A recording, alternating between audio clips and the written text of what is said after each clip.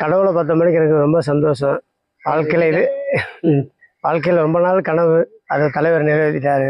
தலைவருக்காண்டி நாங்கள் 5 ரூபாய்க்கு போட்டா போட்டுக்கிட்டு இருக்கோம். அவரே கேட்டார் எப்படி கட்டுன்னு. உங்கள் ஆசீர்வாதம் இருக்கிறனால நம்ம மக்கள் நாங்கள் ஏதாவது செஞ்சிடோம்னு சொல்லிடுறோம்.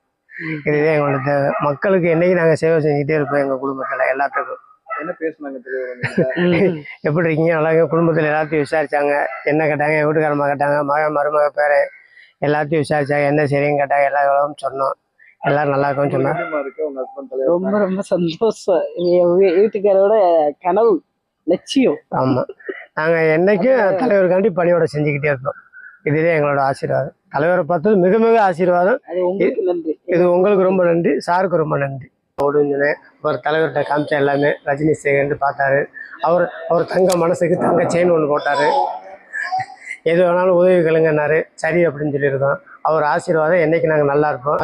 மதுரை ரசிகர் இத்தனை வருஷமாக நான் 5 ரூபாய்க்கு அவரோட ரசிகர் போட்டா போட்டுருக்கேன். எப்படி கட்டுன்னு என்ன வரும்னு கேட்டார். உங்கள் ஆசீர்வாதத்தில் என்றைக்குமே நல்லா இருக்குன்னு சொன்னால் நல்லா ஓடுங்கன்னு. இந்த விலையை குறைஞ்ச விலைக்கு கொண்டு போனதுக்கு தலைவரோட ரசிகர்களுக்கு கோடான கோடி. இன்ஸ்டாகிராமு யூடியூப் சேனலுக்கு ரொம்ப நன்றி. ரஜினி ரசிகர் கோடான கோடி ரசிகர்களுக்கு எல்லாத்துக்கும் நன்றி.